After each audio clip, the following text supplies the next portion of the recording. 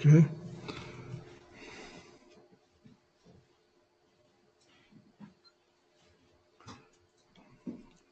Entonces hoy es viernes 3 de abril del año 2015, son las 7 p.m. hora de México y hoy día vamos a dar comienzo a la sexta clase de Explorando el Origen Condicional.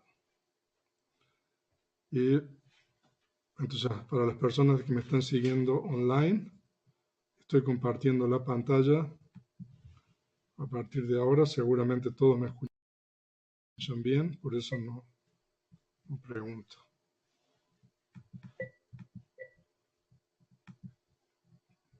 Ok, está todo bien. El audio, la señal, todo bien. Perfecto. Ok. Entonces, estamos compartiendo entonces la clase número 6 de Explorando la Doctrina del Origen Condicionado. Y ahora vamos a poner la primera lámina, que en la clase anterior nosotros continuamos estudiando el Mahanidana Sutta, el gran discurso del origen. Y ayer nosotros estudiamos la doble bifurcación del deseo, espero que se recuerden, a partir de la sensación. Nosotros dijimos que la sensación condiciona al deseo, y el deseo puede ser el deseo que continúa la adherencia, existencia, etcétera, o hablamos de el deseo que condiciona la búsqueda, la ganancia, etcétera. Y nosotros también aclaramos de que, no obstante, se habla de todos esos términos como búsqueda, ganancia, etcétera, o en realidad el deseo es una realidad última que siempre es la misma, pero el deseo puede tener distintas modalidades, ¿no?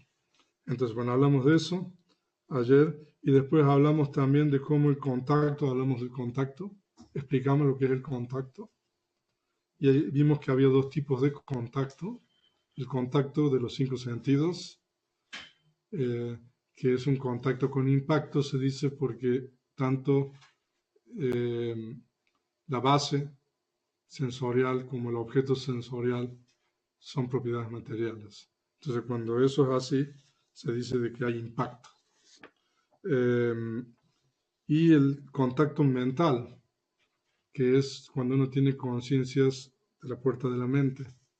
Entonces, en este caso, el contacto tiene un nombre particular, que es el contacto designativo. Pero de cualquier manera, nosotros vimos de que la mente y materia condicionan el contacto. Y en el sutta se explica de que si no existe mente y materia no puede surgir el contacto. Y después nosotros hablamos de la conciencia y la mente y materia. Y hablamos, o sea, un poco de la reconexión. Entonces, ok. Entonces, continuemos la siguiente lámina.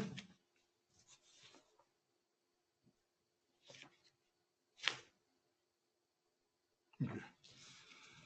Entonces, en esta clase vamos a estudiar solamente un párrafo, que es el párrafo 116 del Mahanidana Sutta, y vamos a explicar así muy brevemente, superficialmente, el resto de las secciones del discurso para que ustedes conozcan un poco de qué trata el resto. Entonces, hoy día vamos a terminar el discurso, bueno, sin estudiarlo realmente. Lo que vamos a terminar es el origen condicionado.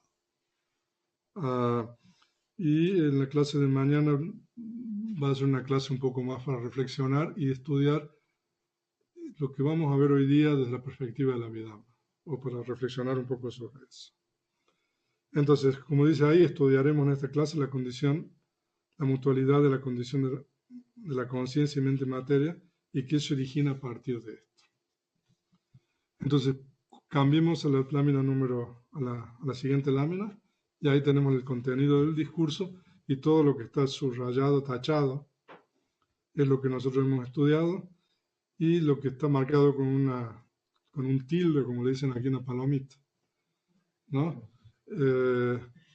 Es la conciencia, ¿no? Que es el párrafo 116, que es lo que vamos a estudiar aquí. Y lo que está subrayado, que son las secciones siguientes del discurso: descripciones del ser, no descripciones del ser, consideraciones del ser, las 7 estaciones de la conciencia y las 8 emancipaciones, significa que los vamos a mencionar de qué tratan esas secciones en el discurso, pero no las vamos a estudiar. Si estudiáramos todo eso, necesitaríamos otro retiro a lo mejor, como este. Y ya se está terminando, así que por eso, pero bueno, en otra ocasión. Entonces, pasemos a la siguiente lámina. Entonces, ahora vamos a leer este importante párrafo que yo les mencioné. Finalmente llegamos hoy día. Entonces, esto se dijo: debido a la condición de la mente y la materia, existe la conciencia. Ananda, ¿de acuerdo a qué método se debe entender que debido a la condición de la mente y materia existe la conciencia? Ananda, si la conciencia no tuviera soporte en la mente y materia, ¿sería discernible el origen de este conglomerado de sufrimiento junto con nacimiento, vejez y muerte en el futuro? Pasemos a la siguiente lámina. No, venerable Señor. Por lo tanto, Ananda, solamente esta mente y materia es la causa, fuente, origen, la condición de la conciencia, ¿no? Entonces, nosotros estamos hablando de la condición de la conciencia y la mente y materia. Eso. Deberíamos de sacarla una plumillita, porque le va a estar dando la... ¿Por qué a mí?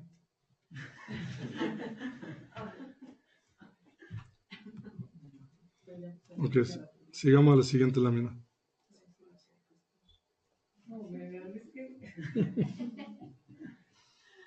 Ok, ya se va a tranquilizar. Ok. Okay.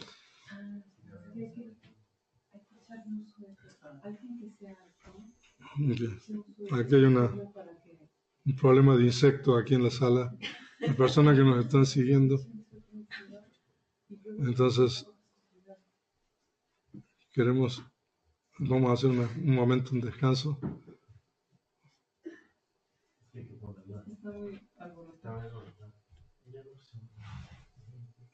Nomás como que se la avientas encima. Bueno. Es que las luces lo deslumbran a uno. Ahí Ahora estamos haciendo vamos a esperar un momento porque vamos a sacar un insecto que hay aquí. Aquí está ahí. ¿En la lámpara? ¿Sí? ¿Sí está ahí? Sí. Okay. Listo. Entonces, tenemos el párrafo 116. Entonces, que esto es lo importante. Justo cuando llegamos al párrafo, yo creo que eso tiene alguna razón, ¿no? Entonces, Ananda es por esto, es decir, por la existencia de esta condición de mutualidad entre la conciencia y mente y materia, que uno nace, envejece, muere, fallece, reaparece. Es por esto que existe la ruta de la designación, es por esto que existe la ruta del lenguaje, es por esto que existe la ruta de los conceptos, es por esto que existe la esfera de la sabiduría, es por esto que el ciclo de la existencia gira y que esta existencia puede ser descrita, ¿no? Entonces aquí nosotros tenemos un poco de la clave de todo esto, ¿no? Entonces, que si no existiese esta condición de mutualidad, si no se estableciera esta relación indisoluble entre la conciencia y la mente y materia a partir del momento de la reconexión, ¿no? Ah, es, es por eso, ¿no?, que uno, porque se establece eso, ¿no?, que uno nace, envejece, muere, fallece, reaparece, reconecta, ¿no? Y además, el Buda dice de que es por esto que existe la ruta de la designación. Entonces, es porque existe la realidad última, digamos, de la conciencia y la mente y materia, de que es posible la realidad convencional, para ponerlo en otros términos, ¿no? Es por esto que existe la ruta de la designación, es por esto que existe la ruta del lenguaje, que también es parte de la realidad convencional. Es por esto que existe la ruta de los conceptos. Es por esto que existe la esfera de la sabiduría. También nos es posible desarrollar la sabiduría. Y es por esto que el ciclo de la existencia gira. O sea, de que el samsara continúa, ¿no? O sea, hay una condición de mutualidad entre la conciencia y la mente y materia. Y mientras eso exista, ¿no?, todo eso va a ocurrir. Y que esta existencia puede ser descrita. Entonces vamos a estudiar este párrafo, este pasaje que es tan importante, porque en realidad ahí está todo, ¿no? Entonces vamos a usar el antiguo comentario para dilucidar el significado de este pasaje. Entonces pasemos a la lámina siguiente, pero por favor recuerden lo que hemos visto aquí, porque el comentario ahora va a explicar un poco esto.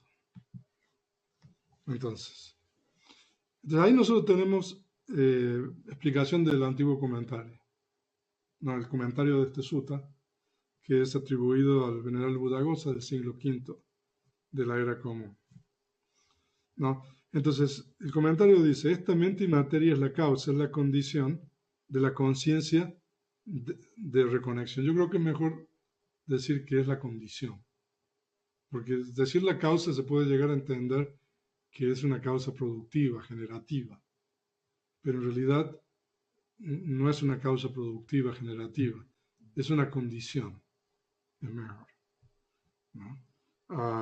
¿Qué quiere decir esto? No significa que la mente y materia lo produzca la conciencia. Significa que la mente y materia da soporte a la conciencia. Entonces, porque la mente y materia da soporte,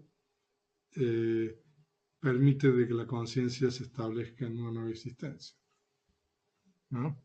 Entonces, aquí hay un símil, ¿no?, que es un símil adecuado para la época. Es como si los hombres del rey detuvieran al rey, no se refiere que lo están arrestando, sino que le dicen al rey, ok, y le dijeran así, tú rey, ¿por quién fuiste hecho? O en el sentido de, ¿quién te hizo rey? ¿No?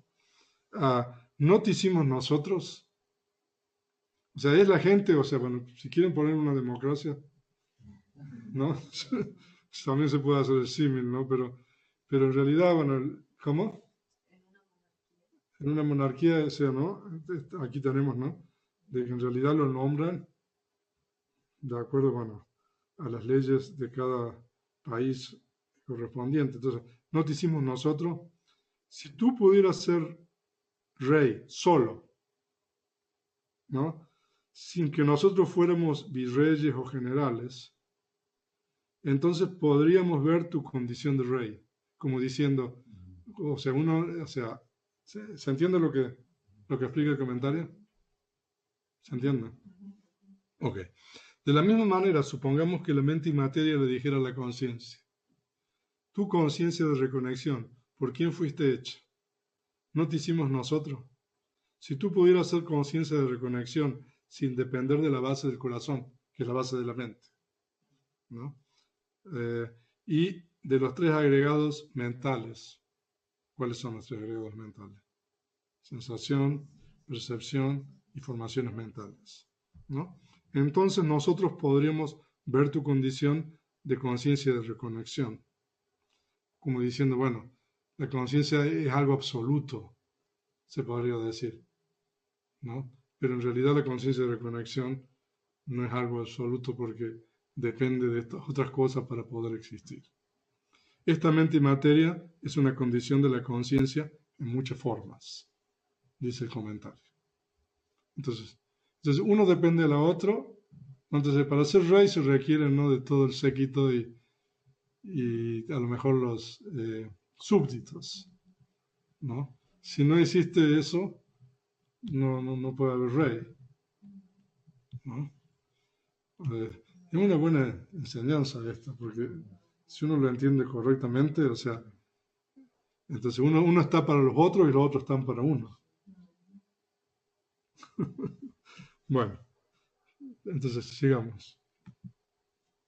Entonces, ahora el subcomentario.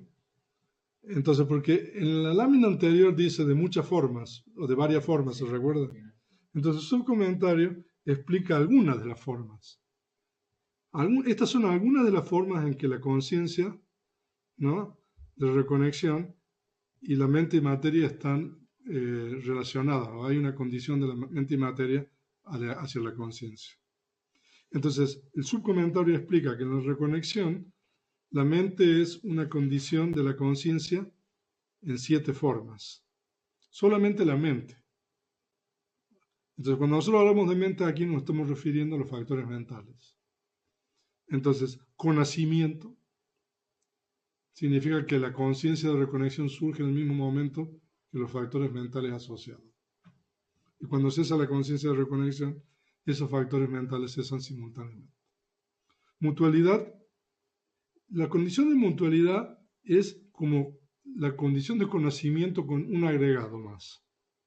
De que no solamente surgen juntos, sino que cuando surgen se dan soporte mutuamente, ¿no? Apoyo es otra condición del patana. Resultante es otra condición del patana, que es tanto la conciencia como los factores mentales son el resultado de las formaciones. Entonces, por eso es la condición de resultante. Asociación significa de que tienen una unión indisoluble. Eso significa. Presencia, que están todos juntos, y no desaparición, que es como la condición de presencia. Entonces, esas son condiciones que ligan la conciencia de reconexión con los factores mentales, ¿no? Entonces, ustedes acá no están viendo en realidad los modos de la condicionalidad. ¿Seguimos? Entonces, y aquí sigue comentando, sigue explicando el comentario. Siendo la conciencia condición de la mente y materia, siendo la mente y materia condición de la conciencia, cuando las dos ocurran condicionándose mutuamente, es por esto que uno nace, muere, envejece, muere, fallece, reaparece, ¿no? Es por esto que el nacimiento y sucesión de muertes y reconexiones pueden ser discernidos. Entonces ahí ustedes tienen la explicación de todo el ciclo en realidad. Porque existe esa condición entre la conciencia y la mente y materia, y la condición entre la mente y materia y la conciencia es que uno nace, que uno puede nacer, que uno envejece, que uno muere y que uno vuelve a reconectar, ¿no? Sigamos. Ahora, y en el pasaje decía, y es también, ¿no?, por esto que existe la ruta de la designación, es por esto que existe la ruta del lenguaje, es por esto que existe la ruta de los conceptos. Ahora, si ustedes quieren resumir esto, nosotros podemos decir, es por esto que existe la realidad convencional. Es por esto de que es posible la realidad convencional. Así se podría decir. Pero, como el Buda habla de tres cosas, la ruta de la designación, entonces en realidad la ruta de la designación es un tipo de realidad convencional. La ruta del lenguaje es otro tipo de realidad convencional y la ruta de los conceptos.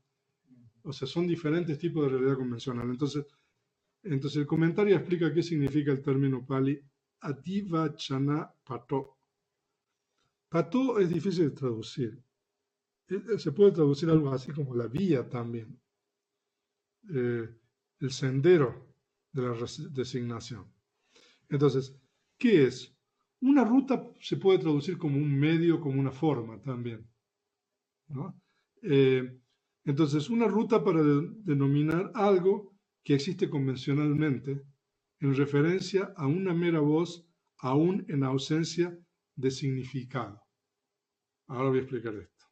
¿Cómo? Por ejemplo, uno que incrementa la gloria, Siri Varako, o uno que incrementa la riqueza, Dana Varako. Okay. Ahora, hay conceptos, ¿no? Nombres, que lo que pasa es que en Pali eso no es fácil de explicar, pero por ejemplo, supóngase de que una persona tiene el nombre muy rico, ¿no? O sea, que ese sea el nombre. No, o sea, por supuesto que no sé encontrar un nombre en español, o sea, pero en Pali hay nombres que, por ejemplo, como un incrementa la gloria, ese sería un nombre, digamos, en Pali, que se le puede dar a una persona, ¿no? Siddhartha, Siddhartha, bueno, uno que, ¿cómo? Bueno, yo lo he leído en inglés como he who has attained, el que lo ha logrado. Siddhartha. Lo ha hecho. Wish, ¿cómo se diría? Fulfill, sería algo así, o sea, uno que ha, ¿cómo se diría eso? He who has attained, alguien que lo ha logrado, lo ha realizado, ¿no? Fulfill, algo así. Bueno, también podría ser, por ejemplo, ¿no? Entonces hay nombres en Pali, o bueno, en todas las lenguas, que se usan para designar a alguien, pero que no necesariamente significa que, por ejemplo, que esa persona realmente incrementa la gloria o que incrementa la riqueza. ¿No? Como en los A ver. Native Americans, ¿no? Que como Skywalker.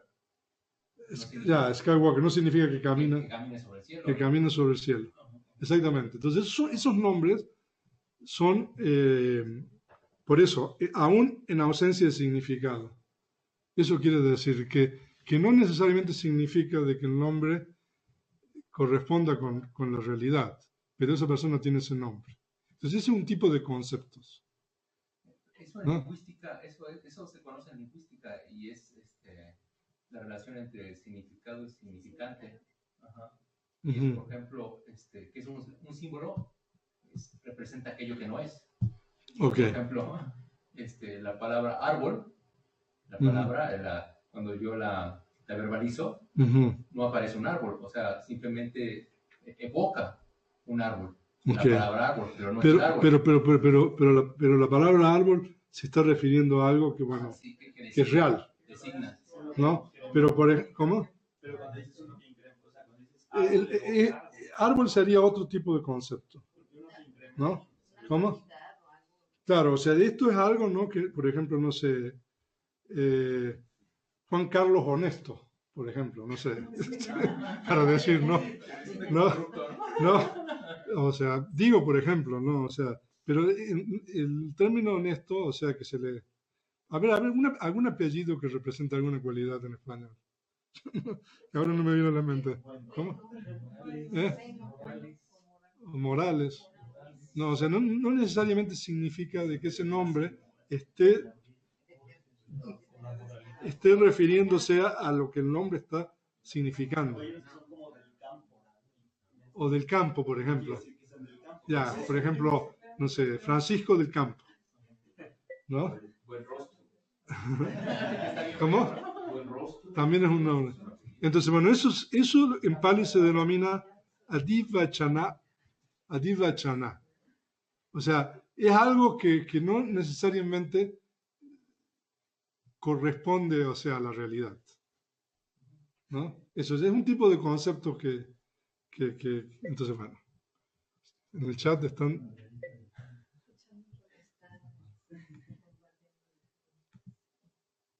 cuadrado, eso es, sí, cuadrado, redondo, Juan de los Ríos, no, o sea, esos son ejemplos, ok, son buenos ejemplos, ¿no? Aquí no hay cuadrado, ¿no? El apellido. Redondo sí, ¿no? Redondo sí, ¿no? Ya. O del río, sí. Ok, entonces ese es un tipo de concepto. En realidad hay muchos tipos de conceptos, pero bueno, no podemos entrar en eso. Armando paredes de las casas. También, o sea, eso sería Adivachana, eso en Pali, ¿no? O sea, que como ustedes ven en español también tenemos ejemplos de eso. Sigamos la siguiente. Y la ruta del lenguaje, Niruti Pato, una ruta para eliminar algo que existe convencionalmente debido a la especificación de motivo, como en las siguientes expresiones. Porque está consciente se denomina atento. Entonces, en este caso, ¿no? Hay una equivalencia entre, digamos, el nombre y, o sea, pero es más que todo una cualidad, ¿no? Porque comprende claramente se denomina uno que comprende claramente. Son distintos tipos de conceptos, ¿no? Ok, entonces eso se llama la ruta del lenguaje. Y sigamos. Y la ruta de los conceptos en Pali es Pañati Pato. Entonces, una ruta para denominar algo que existe convencionalmente debido a que hace conocer de varios modos, como por ejemplo sabio, perspicaz, astuto, agudo. De esta forma, estos tres términos se refieren a los agregados que son las bases de las designaciones, lenguaje y concepto. Ok, ¿qué significa esto? Significa que hay conceptos que pueden referirse a otros conceptos, como por ejemplo, como vimos en los dos casos anteriores, ¿no? Y hay conceptos que pueden referirse a las realidades últimas, ¿no? Entonces, cuando un concepto se refiere a una realidad última, en este caso, bueno, el término pañati, pero lo que pasa es que esto es muy arbitrario, porque esto es muy genérico. Toda la cuestión de los conceptos es mucho más, hay mucho más sobre esto. Pero, por ejemplo, hay conceptos que solamente se refieren a las realidades últimas, ¿no? Y hay conceptos que únicamente se refieren a otros conceptos, ¿no? Entonces, ya sea de que el concepto se refiera a otro concepto, que puede ser real o irreal, ¿no? Porque como dijimos, no sé, Juan de los Ríos o Luis Paredes, no sé. O hermenéutica. Hermenéutica, ¿cómo sería? Hermenéutica, que es el análisis del estudio de la interpretación de los símbolos. Uh-huh. Pero aquí estamos hablando del lenguaje, ¿no? De los conceptos. Pero es un concepto que explica o escribe otros conceptos. Ya, o sea, de que nosotros tenemos dos tipos de conceptos. Un concepto que se refiere a otro concepto, ¿no? O un concepto, bueno, ese concepto que se refiere a otro concepto puede ser algo que es real o es otro concepto o irreal, ¿no? Y un concepto que se refiere a las realidades últimas, ¿no? Como por ejemplo, conciencia es una realidad última, o un factor mental, por ejemplo. Entonces, cuando nosotros somos un concepto y ese concepto se está refiriendo a una realidad última, entonces ese es un concepto que se llama concepto real, Un concepto real es un concepto que está apuntando a una realidad última. Un concepto irreal es un concepto que está refiriéndose a otro concepto. O sea, normalmente hablando, ¿no? Pero en última instancia son todos conceptos, ¿no? Entonces, pero lo importante aquí, ¿no?, es de que toda esta posibilidad de los conceptos, sea lo que sea, es debida a esa relación que se establece a partir de la reconexión entre la conciencia y la mente y materia, ¿no? Ahora, este pasaje tiene unas connotaciones, o sea, muy grandes con relación a, a tantas cosas. O sea, entonces mañana nosotros nos vamos a dedicar a reflexionar sobre el alcance de lo que esto significa. ¿No? Porque en realidad lo que el Buda está diciendo aquí es de que la civilización humana, ¿no?, se establece a través de las realidades últimas. Y como hay distintas formas de describir las realidades últimas, entonces tenemos nosotros distintas civilizaciones, tenemos distintas culturas, tenemos distintos lenguajes, ¿no?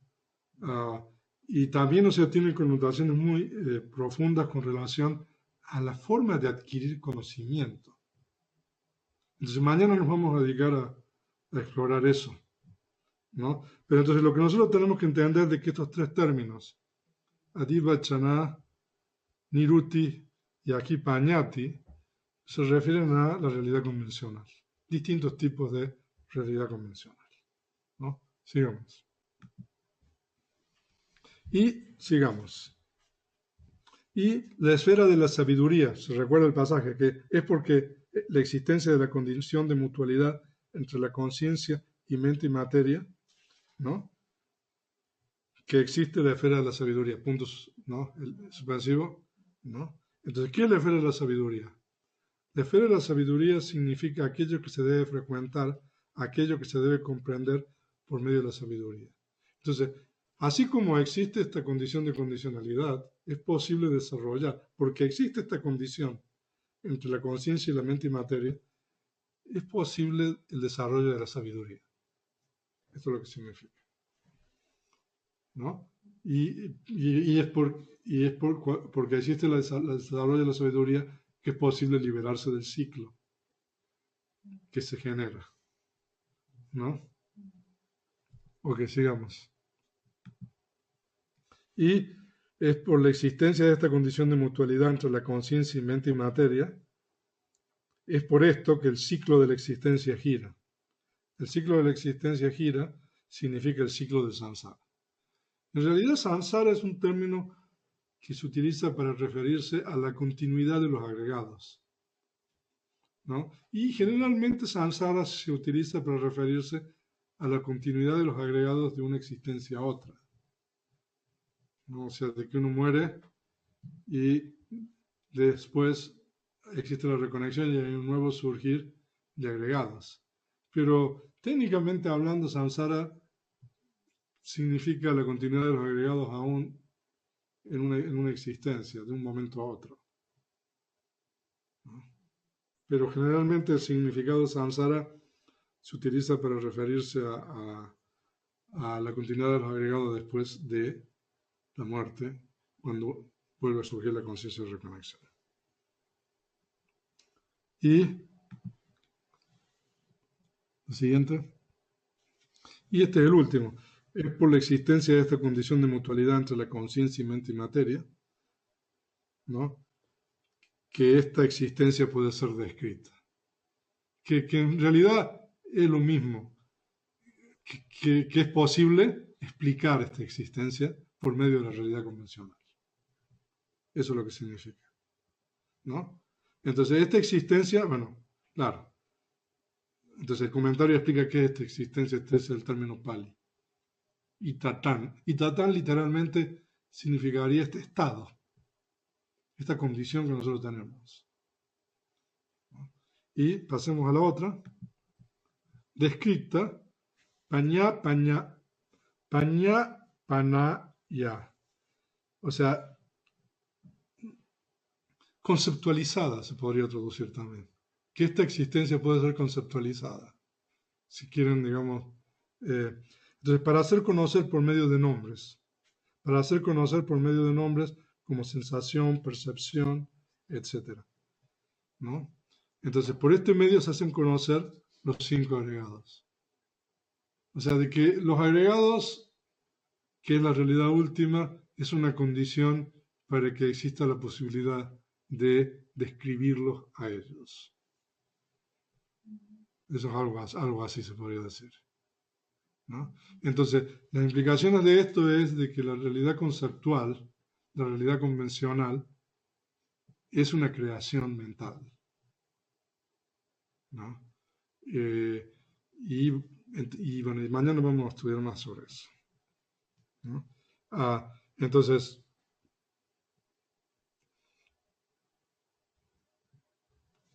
o sea, este es un paradigma, eso también lo vamos a ver mañana, es un paradigma único,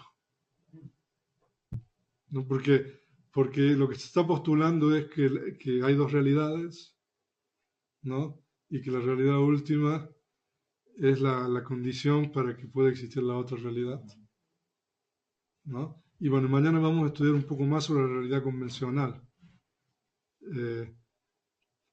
porque a diferencia de la realidad última, la realidad convencional puede ser de innumerables formas, ¿no? Entonces, por eso hay tantas, digamos, diferentes formas de hablar y explicar y entender las cosas, ¿no? Ok, entonces, sigamos. Entonces, el comentario sigue explicando. Esta mente y materia junto con la conciencia existen condicionándose mutuamente. Se dice que es por esto, es decir, porque esta mente y materia junto con la conciencia existen condicionándose mutuamente, que uno nace, envejece, que existen los conceptos, etcétera, etcétera. ¿No? Entonces, ahí terminan las explicaciones del comentario sobre ese pasaje. Entonces, lo que vamos a hacer mañana es, vamos a tratar de tomar unos pasajes de la Abhidhamma, donde se explica esto de otra manera diferente. Y vamos a tratar de reflexionar acerca de todas las implicaciones que tiene esto que acabamos de ver, ¿no? Entonces, entonces ahora continuemos brevemente estudiando el Mahanidana Sutta. Ahora, la siguiente sección se llama Descripciones del Ser, pero ¿por qué entonces el Buda pasa del origen condicionado a esto? En realidad la traducción del pasaje de esta sección sería literalmente conceptualizaciones del ser, ¿no? Entonces, si uno reflexiona sobre esto, entonces uno va a entender de que el Buda dijo, ¿no?, de que existe la realidad convencional y los conceptos porque existe la relación entre la conciencia y la mente y materia. Entonces, lo que hace ahora el Buda es explicar cómo uno conceptualiza esos 5 agregados, ¿no? Y normalmente uno conceptualiza los 5 agregados y genera concepciones erróneas. Entonces, ¿no?, cuando uno conceptualiza los 5 agregados como infinitos, eternos, entonces de que uno genera concepciones erróneas. Entonces aquí el Buda enumera una serie de posibilidades que no son, yo diría que no abarca todo, porque eso está en otro sutta, sobre cómo se conceptualiza a través de los 5 agregados y los seres arriban a concepciones erróneas, ¿no? Porque en realidad la conceptualización le está atribuyendo a estos 5 agregados algo que no son, ¿no? Entonces, esta sección que se llama descripción del ser, pero en Pali el término es literalmente, si nosotros, ¿cómo se conceptualiza? Conceptualizaciones del ser sería, ¿no? Entonces ahí dice, en esta sección el Buda explica diferentes formas de conceptualización del ser que surgen a partir de los 5 agregados y las disposiciones a las concepciones erróneas, ¿no? Porque, claro, es a partir de esta relación entre la conciencia y la mente y materia que uno puede conceptualizar, que es posible la conceptualización. Pero cuando uno empieza la conceptualización, entonces uno le atribuye cosas a estos agregados que en realidad no son, ¿no? Entonces, cuando uno le atribuye algo que no son los agregados, entonces ahí viene toda la confusión, ¿no? Y las concepciones erróneas. Entonces, esta sección es sobre eso. No podemos seguir más, sigamos. Y, en cambio, en esta sección que dice no descripciones del ser, no conceptualizaciones del ser, entonces el Buda contrasta las diferentes formas de conceptualización del ser que surgen a partir de los 5 agregados y las disposiciones a las concepciones erróneas, la visión correcta, ¿no? Que se logra en base a la práctica de su enseñanza. Entonces, el Buda dice de que cuando uno no cae en las concepciones erróneas de atribuir, digamos, a los 5 agregados, no sé, que son eternos o que son permanentes y todo lo demás, entonces uno llega, digamos, o sea, no tiene una tendencia a las concepciones erróneas. Entonces, un poco esta acepción es el opuesto de la acepción anterior. ¿Ok?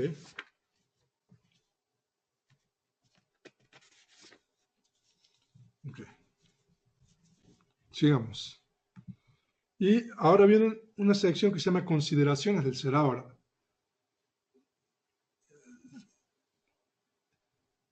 Lo que explica el Buda aquí es las distintas consideraciones del ser, ¿no? Que surgen a partir del agregado de la sensación. Las concepciones erróneas que uno genera y cuál es la visión correcta con relación a esta. Entonces, lo que hace en esta sección el Buda es tomar el agregado de la sensación, que es las experiencias que normalmente uno tiene, ¿no? Entonces el Buda dice, bueno, hay gente que dice la sensación es mi ser. Soy yo. Soy yo, exactamente.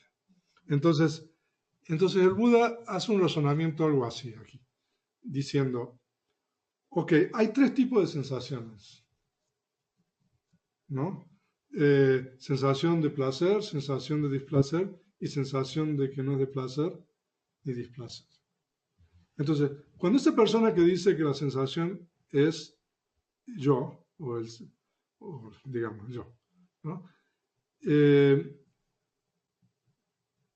Cuando esta persona tiene una sensación de placer, entonces esa persona dice que el ser es yo, ¿no?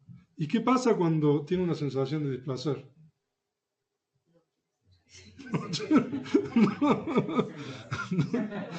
¿No? Entonces el Buda toma este razonamiento, ¿no? Con relación a las sensaciones, y es muy interesante esto porque esto está muy relacionado con la práctica, ¿no? Entonces el Buda dice, cuando hay una sensación de placer, no hay una sensación de desplacer y tampoco hay una sensación que no es de placer ni desplacer, ¿no? Entonces en ese momento solamente hay una sensación de placer, ¿no? Entonces muestra de que hay distintos tipos de sensaciones y refuta todas estas creencias que la gente establece a partir de la sensación, ¿no? Que en realidad parte de estas creencias tienen que ver con la realidad convencional, ¿no? Y esta sección termina con un pasaje muy, muy interesante, ese pasaje donde el Buda afirma que ese que tiene visión correcta, comprende el alcance de la realidad convencional al poder diferenciar esta de la realidad última. Entonces, en el sentido de que no se enrolla, digamos, en la realidad convencional, ¿no? Porque esa persona puede ver correctamente qué es la realidad última y qué es la realidad convencional y cuál es la función de la realidad convencional con relación a la realidad última. Y aquí el Buda habla de la cuestión esta de estas cosas que nunca el Buda quiso responder, que es si el Tathagata o el ser existe después de la muerte o el ser no existe después de la muerte. Entonces termina diciendo de que la persona que tiene visión correcta, como ve correctamente lo que es la realidad última y comprende cómo se genera la realidad convencional a partir de la realidad última, esa persona, como ve claramente todo eso, no tiene confusión con relación a todo este tipo de cosas y todo este tipo de preguntas. Entonces, si quieren les voy a leer este pasaje. Ananda, si alguien dijese de un bhikkhu, cuya mente se ha liberado, que él sostiene la concepción que un ser sintiente existe después de la muerte, eso sería inapropiado, o que él sostiene la concepción de que un ser sintiente no existe después de la muerte, eso sería inapropiado, o que él sostiene la concepción de que un ser sintiente existe y no existe después de la muerte, eso sería inapropiado, o que él sostiene la concepción de que un ser sintiente no existe ni no existe después de la muerte, eso sería inapropiado. O sea que cualquier tipo de concepción, ¿no?, es inapropiado. ¿Por qué razón? Ananda, porque un bhikkhu que se ha liberado por medio del conocimiento directo comprende el alcance de la designación, comprende el alcance de la ruta de la designación, comprende el alcance del lenguaje y comprende el alcance de la ruta del lenguaje, comprende el alcance de los conceptos y comprende el alcance de la ruta de los conceptos, comprende el alcance de la sabiduría y el alcance de la esfera de la sabiduría, comprende el alcance del ciclo y el alcance del giro del ciclo. Para un bhikkhu que se ha liberado por medio de conocimiento directo, comprendiendo de esta manera, no es apropiado decir que él sostiene la concepción, no comprendo, no veo. Entonces aquí lo que está diciendo es un poco lo que yo trato de resumir ahí, o sea, de que el bhikkhu entiende qué es la realidad última, cómo a partir de la realidad última se genera la realidad convencional, cuál es el alcance de la realidad convencional, cuál es el alcance de la realidad última. Entonces, por eso un bhikkhu no va a meterse en todo este tipo de disquisiciones conceptuales. Entonces, esa es la sección sobre las consideraciones del ser. Sigamos.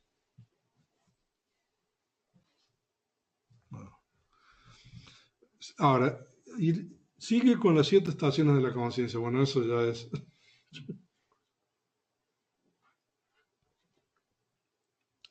Entonces, aquí el Buda habla sobre los planos de existencia donde los seres reconectan de acuerdo a los diferentes tipos de conciencia de reconexión. Entonces, por ejemplo, hay seres con diversidad corporal y diversidad de percepción. Esos somos los humanos, ¿no? Y entonces habla de distintos seres y las distintas conciencias de reconexión. El Buda habla de 7 estaciones de la conciencia.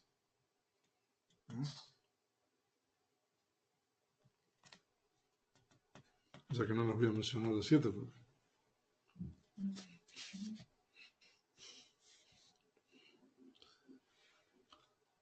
O sea, es muy peculiar esta clasificación, porque el Buda habla de seres con diversidad corporal y diversidad en percepción. ¿Quiénes son los seres? Por ejemplo, los humanos, a cierto tipo de devas y algunos de los seres en los planos de infelicidad. Por ejemplo, o sea, la talla y todo eso son similares a nosotros en ese sentido. Diversidad corporal y diversidad de percepción. Diversidad de percepción significa de que tienen diferentes conciencias de reconexión, ¿no? Pero, por ejemplo, hay seres con identidad corporal y diversidad en percepción. Esos son, por ejemplo, los seres que reconectan por medio de las llanas, ¿no? Entonces, todos los seres, ¿cómo? ¿Cómo se reconecta por medio de llanas? Bueno, si uno tiene que desarrollar las llanas y tener la llana intacta en el momento de la muerte. ¿Ok? Sigamos. Por eso hablemos del primero, no. La primera estación de la conciencia. Ok, sigamos. Y después el Buda habla de las 8 emancipaciones, ¿no? Entonces las emancipaciones son logros meditativos, no necesariamente son los estados ultramundanos, de la esfera de la materia sutil y de la esfera inmaterial, ¿no? Y es muy peculiar la forma que está tratado eso en este discurso. De hecho, cuando estuve traduciendo esto,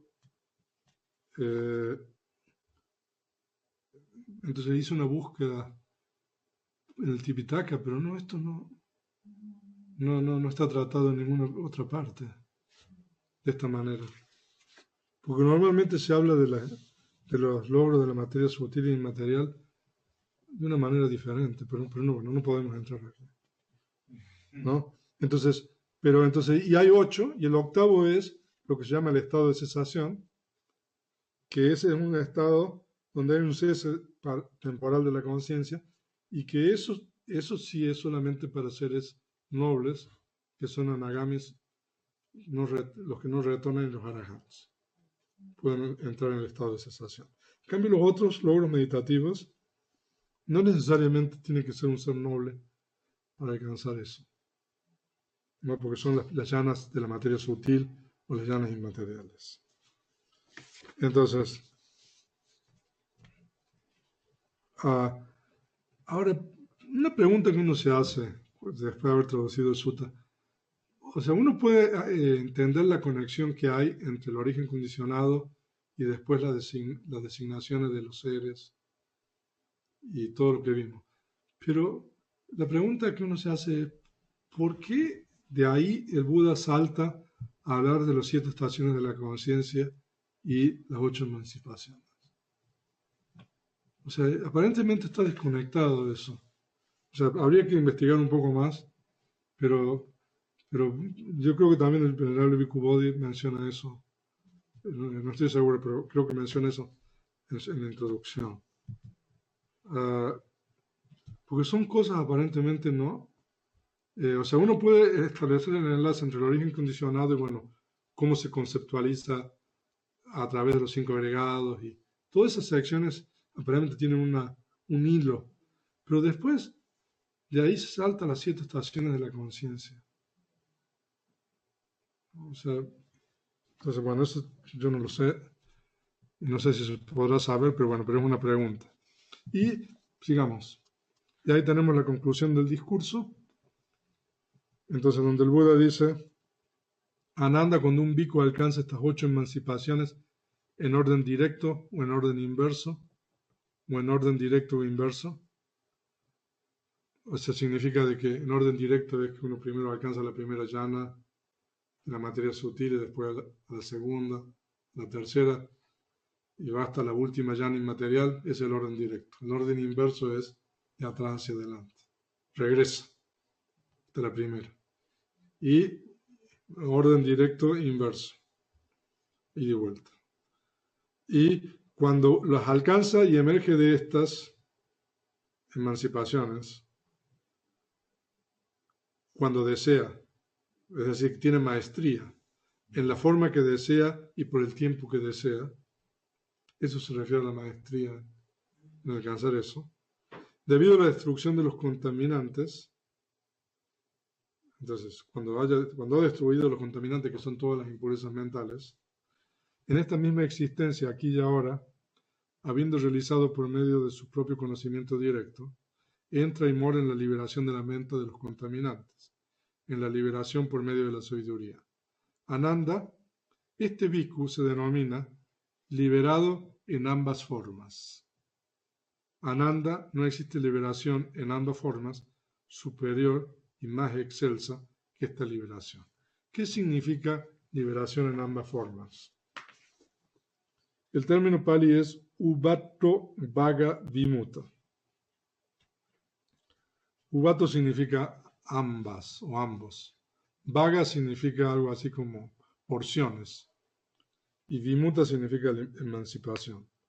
Entonces el comentario explica de que liberado en ambas formas significa liberado del cuerpo material por medio de las meditaciones inmateriales. O sea, liberado del cuerpo material por medio de las llanas inmateriales. Y liberado del cuerpo mental por medio del sendero ultramundano. Entonces eso significa liberado en ambas formas.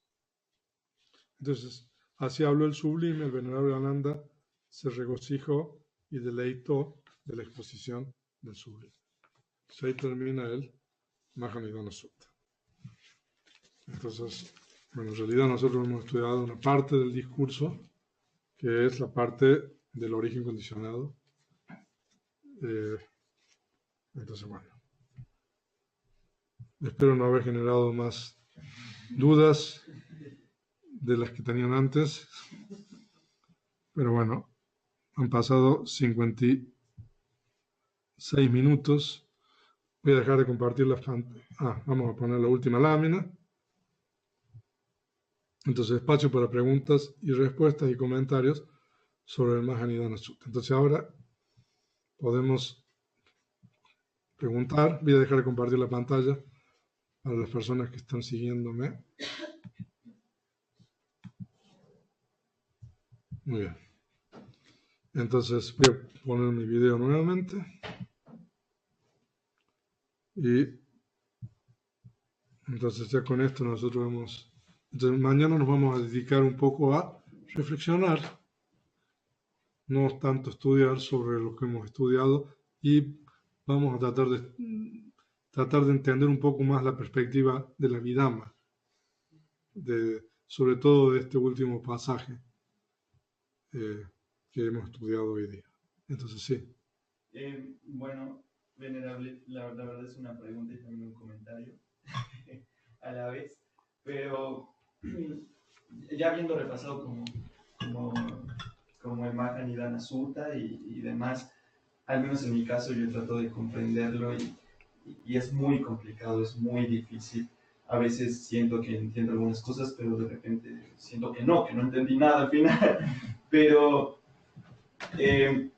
pues sí, creo que todo se debe a la conceptualización, porque cuando conceptualizamos es como si tomáramos fotos de la realidad. Correcto.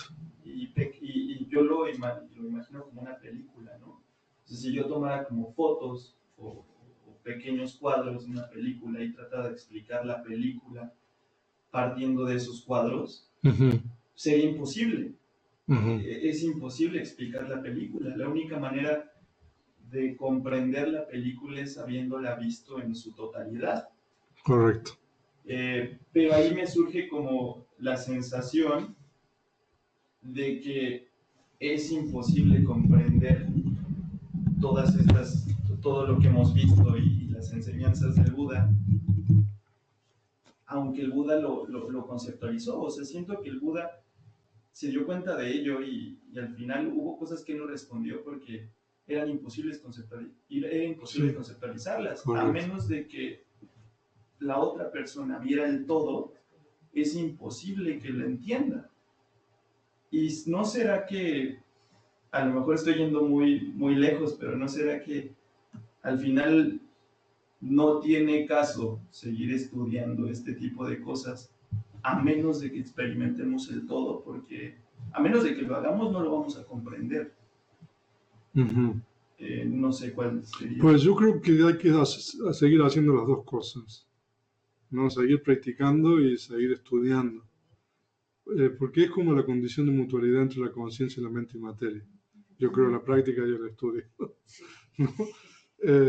Porque, por ejemplo, y mientras más estudia uno, más va a entender. Por ejemplo, en el caso personal mío, que yo tuve que preparar estas clases y traducir el discurso y leer los comentarios y, y también las preguntas que se hacen y todo eso, o sea, uno va profundizando y va aprendiendo más eh, con relación a lo que uno sabía antes.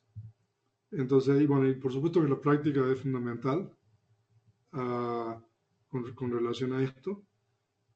Pero como dice, o sea, es muy importante. Yo creo que la práctica de la meditación del cultivo de atención y vipassana a uno le permite descubrir en un cierto grado, digamos, eh, la, la realidad última a través de la propia experiencia y cómo se genera la realidad convencional a partir de la realidad última.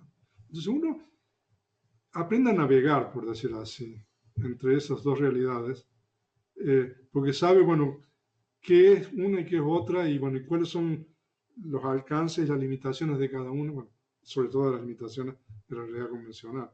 Entonces, uno no se empantana o se atasca en la cuestión de los conceptos. Yo creo que eso la práctica le da a uno un poco eso. Aunque uno a lo mejor tenga mucho camino por recorrer todavía, pero la práctica a uno le da eso, ¿no? De que uno sabe cuál es la limitación de la realidad convencional. La realidad convencional tiene un alcance limitado y bueno, mañana vamos a reflexionar sobre eso. Entonces yo creo que entonces la estrategia es, sí, o sea, uno nunca va a llegar quizá a lo que el Buda llegó, no, pues eso. ¿Cómo? No, o sea, eso es posible porque un bhikkhu puede alcanzar eso, o sea, significa que es posible llegar a eso, ¿no? Y también hablamos de que los bhikkhus estos que tienen las discriminaciones, ¿no? Y las discriminaciones se refieren a un poco al entendimiento de la condicionalidad. Pero nosotros, ¿se recuerda el primer día? Sí. Que yo les puse ahí ese lindo de responsabilidad, como se dice, ¿no? Que ese verso del Visuddhimagga, ¿no?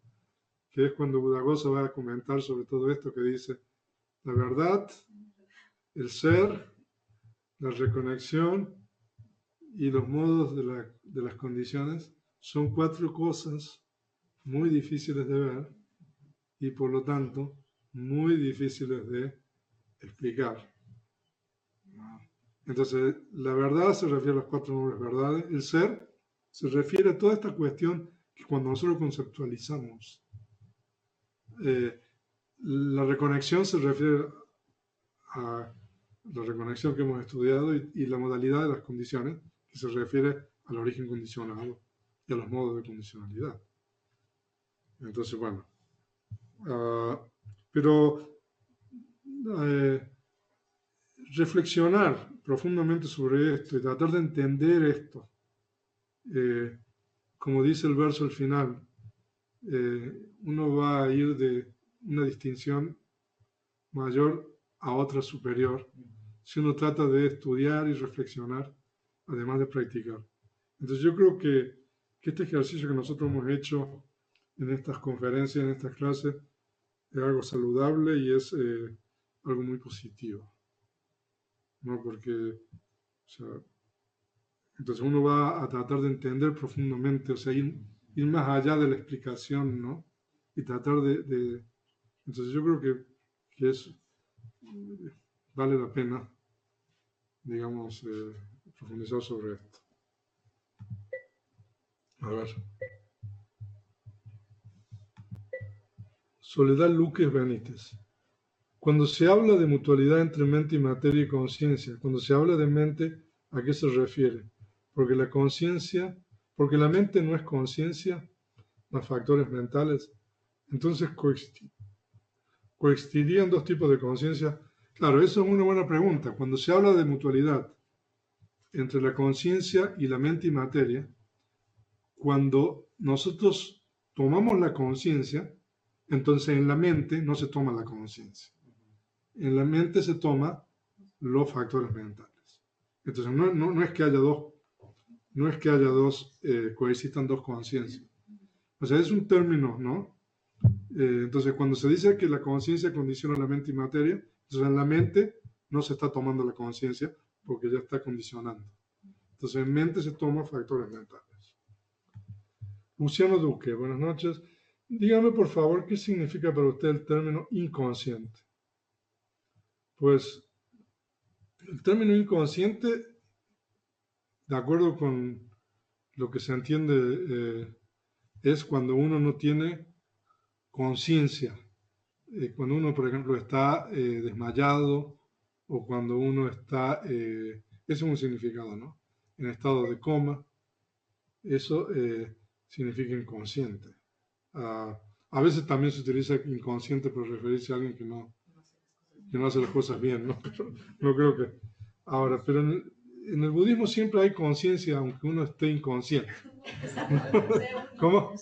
¿Cómo? Aunque sea un inconsciente. Aunque uno sea un inconsciente y aunque uno esté en un estado de inconsciencia, siempre hay conciencia, ¿no? Rigoberto. Ok. Por favor, ampliar un poco sobre liberado en ambas formas. Entonces, aquí leo de nuevo lo que dice el comentario.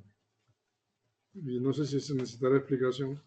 El comentario dice que liberado en ambas formas significa liberado del cuerpo material por medio de las liberaciones inmateriales. O sea, entonces, ¿qué significa eso? O sea, que ¿cómo uno desarrolla las meditaciones inmateriales?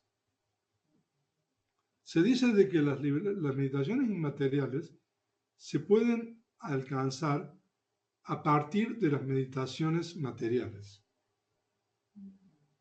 ¿no? Entonces, por ejemplo, para llegar a se dice de que la única forma de alcanzar las meditaciones inmateriales es a través de los discos, de las casinas, ¿no?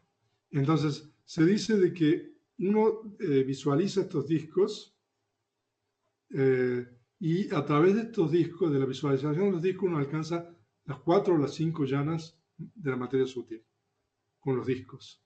O sea, que uno visualiza los discos, entonces uno alcanza un estado, lo más alto de la concentración se alcanza en la quinta llana, ¿no? De la materia sutil. Entonces se dice que cuando la persona alcanza la quinta llana, a veces, entonces hay un tipo de reflexión que dice de que uno ve las desventajas de la materia, ¿no? ¿Por qué? Porque tenemos materia, que nosotros tenemos enfermedades, porque tenemos materia, estamos sujetos a que nos peguen un palo, con un palo, ¿no? O que nos hieran el cuerpo. ¿Cómo? Que haya dolor, ¿no? Entonces se dice de que el practicante identifica la visualización del disco físico, porque el disco que uno está visualizando en realidad se puede visualizar porque es a través de la materia, ¿no? Si no existiera la materia, no se podría visualizar el disco. Entonces se dice de que hay a lo mejor un poco de concepción errónea, de que porque uno tiene materia existen todos estos problemas. Entonces se dice de que el practicante decide trascender la materia, ¿no? Entonces se dice de que en vez de concentrarse en el disco, ¿no? Entonces deja de prestar atención al disco. Entonces cuando el meditador deja de prestar atención al disco, entonces hay espacio solamente, ¿no? Entonces se dice que se concentra en el espacio que ocupa el disco. Entonces el espacio es se dice de que es algo inmaterial. Entonces se dice de que que ese espacio lo puede expandir. Entonces, a través de eso se alcanza la primera llana inmaterial. Y, bueno, entonces, todo eso, entonces, y a partir de ahí se pasa a la segunda, a la tercera y a la cuarta llana inmaterial. Entonces se dice de que esa manera se trasciende la materia. ¿Solo a través de Casina? Solamente a través de Casina se puede llegar a las llanas inmateriales. O sea, a través de las otras prácticas no se puede. Por medio de la respiración. No. Por medio de la respiración se puede alcanzar solamente la quinta llana, todas las llanas de la materia sutil. Es porque es el contacto de lo visual con la conciencia de lo Ya, en realidad la casina, en realidad es una visualización la casina. Entonces uno visualiza el disco y entonces alcanza, como la respiración, se alcanza la quinta llana, de acuerdo con el método de la vida. Pero a partir de la respiración no se puede continuar a las llanas inmateriales. Pero con la visualización del disco, entonces se medita en el espacio. Entonces a partir de ahí se alcanzan las otras llanas. Entonces eso significa liberado del cuerpo material por medio de las meditaciones inmateriales. Y del cuerpo mental por medio del sendero ultramundano. O sea, que la única forma de liberarse de la mente es por medio de las conciencias del sendero ultramundana, cuando la conciencia toma el nivel, el elemento incondicional. ¿No? Entonces, eso significa que radica todas las impurezas mentales. Pero eso ya es vipassana. Sí, ya más que vipassana. Sí, ya pasó vipassana y más. Para liberarse del cuerpo mental. O sea, entonces, esta última que mencionó es la segunda, liberada del cuerpo mental por medio del sendero ultramundano. Sí. La segunda, y la primera fue... La primera es liberada del cuerpo material por medio de las meditaciones inmateriales. Entonces, a ver, entonces eso ya lo expliqué, ¿no, Rigoberto? Se puede alcanzar las llanas tomando una realidad última, por ejemplo, la conciencia, como objeto meditativo. Ahora, cuando se usa el término llana, hay que tener cuidado. Porque normalmente el término llana puede tener dos significados. La llana del objeto o la llana de las características. Normalmente el término llana se utiliza para referirse a la llana del objeto, y que son las llanas inmateriales o de la materia sutil inmaterial. Entonces, en ese caso, generalmente el objeto es un concepto, ¿no? Pero,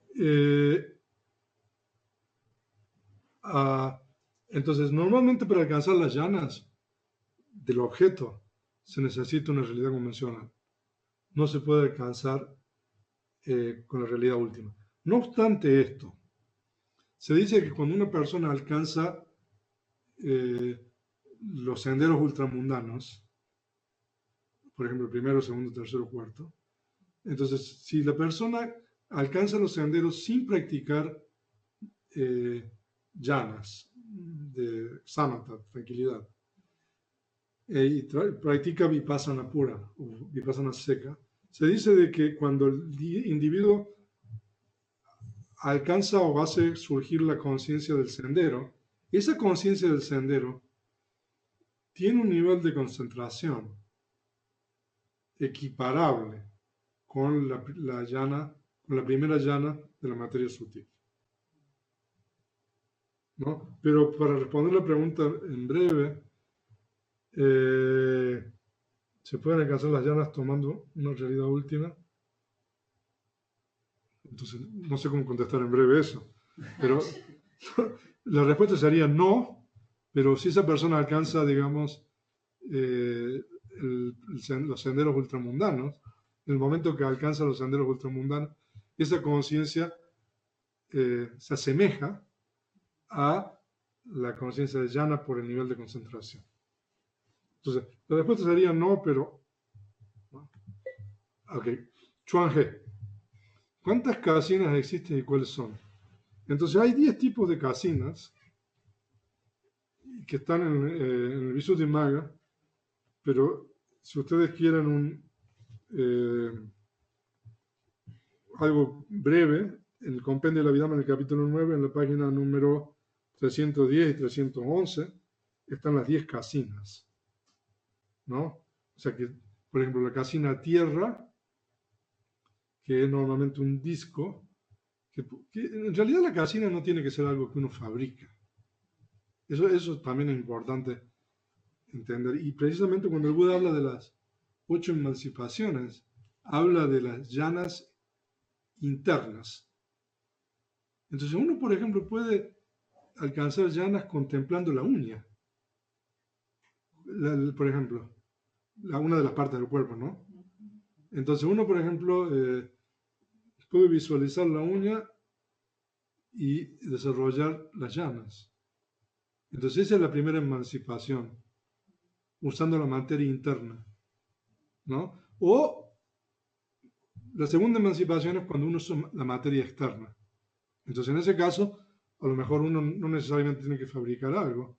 O sea, uno puede mirar, no sé, esa caja de luz que está ahí. ¿No? Entonces eso puede ser una casina. O sea, para que no... o sea, no porque uno a lo mejor es muy ortodoxo y dice, bueno, uno tiene que fabricar las casinas, ¿no? Todavía no hemos hecho las cuevas por acá.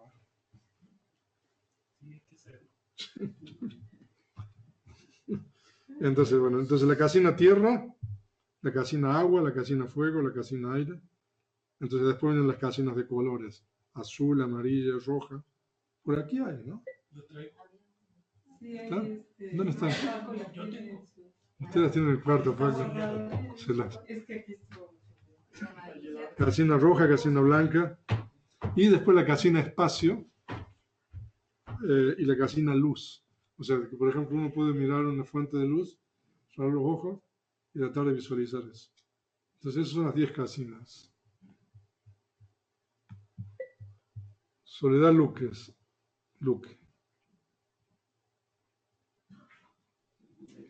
Ok, dijo que íbamos a descubrir en esta conferencia algo tan importante como la fórmula de Einstein. Entonces, ¿cuál sería esa frase o reflexión? Quizás no estuve atento. Gracias. O sea, de que es ese último pasaje que estudiamos hoy día, que porque existe la condición de mutualidad entre la conciencia y la mente y materia, de que es posible, digamos, que uno nace, que uno envejece, que uno muere, que uno reconecta, y que es porque existe esa condición que existe la ruta del lenguaje, la ruta de los conceptos, la ruta de la designación, y porque existe la esfera de la sabiduría, y porque existe el ciclo, y el ciclo gira, y porque la existencia puede ser descrita. Entonces, ese pasaje es como esa fórmula, y entonces, para demostrarles, o sea, la profundidad de eso, mañana vamos a dedicarnos a reflexionar sobre las implicaciones de ese pasaje. Porque aparentemente eso puede parecer, ¿no? Sí, ¿no? O sea, que ese pasaje realmente, o sea, ya mañana vamos a ver eso, ¿no? Y vamos a dejar algunas preguntas al final. Entonces, a eso me refería. Chuan-He. Ok, gracias. Jaime Velázquez. Cuando usted, esa es una casina, a ver.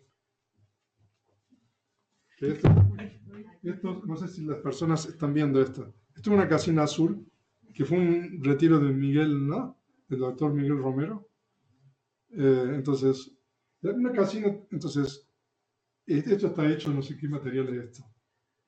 Parece que es triple A. Triple A, ¿es esto? No sé. Y entonces está muy bien hecho esto, muy bien, ¿no? Y entonces una casina más o menos tiene de diámetro un pie, que son 33 centímetros, pero puede variar el tamaño. Entonces una casina azul y esta es una casina amarilla. Entonces, Entonces, Paco estuvo en ese retiro, después les puedo contar. Jaime Velázquez, cuando usted dice que el Dhamma incondicionado es para trascender la condicionalidad, eso se logra cuando se toma el Nirvana como objeto y de esa manera se rompen los dos eslabones de la condicionalidad. Ok. Obtuviéndose así la iluminación. En realidad no es que se rompan los eslabones de la condicionalidad. Cuando, por ejemplo, surge la conciencia tomando el elemento incondicionado. Lo único que se rompe es la conexión entre el deseo y entre la sensación y el deseo. Pero toda la otra parte de la condicionalidad sigue existiendo. Porque si no, no podría continuar existiendo esa persona. Entonces eso es lo único que se rompe ahí. Entonces ahí se rompe ese eslabón. Ahora, siempre uno ha escuchado que se populariza la doctrina del origen condicionado diciendo de que cuando uno practica vipassana o cultivo de la atención, uno está evitando, ¿no?, el link entre la sensación y el deseo. ¿No? Eso uno lo ha escuchado y hay muchos maestros que dicen eso. Pero yo estaba reflexionando un poco sobre eso. Y en realidad, se está evitando, digamos, que uno haga la relación entre deseo y entre sensación y deseo. Pero aún así, uno está generando karma, ¿no? Entonces significa de que uno está continuando el ciclo, aunque uno no está, digamos, generando deseo. O sea, es importante eso. Ok. Aquí Edgardo. A ver. Aquí hay varias preguntas de Edgardo. Número 1. Puesto que la condición de mutualidad entre mente y materia y conciencia se da en todos los seres de nuestro mundo. Bueno, en el plano de los 5 agregados solamente. Porque se dice de que hay existencias con 5 agregados, existencias con 4 agregados, entonces ahí no hay materia. Y existencias con un agregado. Que eso, bueno, eso también el Buda lo menciona aquí. Que son lo que se llaman los seres sin percepción. Seres que son solamente materia. Entonces, esta condición de mutualidad solamente se da cuando existen 5 agregados, ¿no? Entonces, no importa este mundo, sino en cualquier plano de existencia donde existen 5 agregados, esa condición de mutualidad va a existir. Ahora, la condición de mutualidad, por eso yo le dije que hay sutilezas aquí, se da entre la mente y materia solamente en el momento de reconexión. Es en el único momento donde la mente y materia mutuamente se dan soporte. Pero durante el resto de la existencia, la condición de mutualidad es solamente entre la mente y la conciencia. Eso es importante. Ok. ¿Cuál es la conciencia o factor mental que es condición para que el ser humano sea diferente de otras especies animales en la elaboración de un lenguaje conceptual y verbal tal cual lo conocemos? Pues, entonces, ¿cuál es la conciencia o factor mental que es condición para que el ser humano se diferencie de otras especies animales en la elaboración? Pues es la conciencia de reconexión con 3 o con 2 raíces, cosa de que no es posible en los planos animales o en los otros planos de existencia. Entonces, esa conciencia de reconexión es, digamos, que es la conciencia de reconexión humana, a diferencia de la conciencia de reconexión en los planos de, por ejemplo, de felicidad, que incluye el plano humano. Pero la conciencia de reconexión para los humanos también es similar a la conciencia de reconexión de los devas, ¿no? Entonces, pero esa es una condición fundamental, ¿no? ¿Por qué otros seres, como por ejemplo un loro o un cuervo, teniendo las condiciones materiales para articular sonidos de igual forma que lo hace un humano, de memorizar frases y asociarlas con deseos o sucesos o formas, y pudiendo discriminarlas, no pueden articular conceptos o un sistema de conceptos que generen un lenguaje instrumental socialmente hablando? En realidad los animales también tienen realidad convencional, ¿no? Lo que pasa es de que es, o sea, comparado con la realidad convencional o el lenguaje, digamos, humano es algo muy rudimentario. Pero en realidad ellos tienen también un lenguaje que utilizan, digamos, y a través de eso ellos se comunican entre ellos. Pero eso comparado con lo que la condición humana logra, o sea, eso es muy, muy rudimentario, ¿no? ¿Cómo? Hay que ser loro o perro para saberlo, ¿no? O sea, la pregunta de hay que ser loro o perro para saberlo. Sí, ya. Pero definitivamente, o sea, ellos manejan la realidad, porque esa realidad convencional se genera a partir de la relación entre la mente y materia, ¿no? Y de hecho esa realidad convencional que ellos utilizan es fundamental para sobrevivir. Porque a lo mejor ellos se entienden muy bien y nosotros estamos presumiendo que no. Y ellos entienden a lo mejor de maravilla. Ellos se entienden, o sea, pero claro, pero la realidad convencional en el mundo animal, yo había visto en este museo en Nueva York de National History Museum, que había una exposición, bueno, ¿cómo se dice? Exhibición especial sobre el cerebro.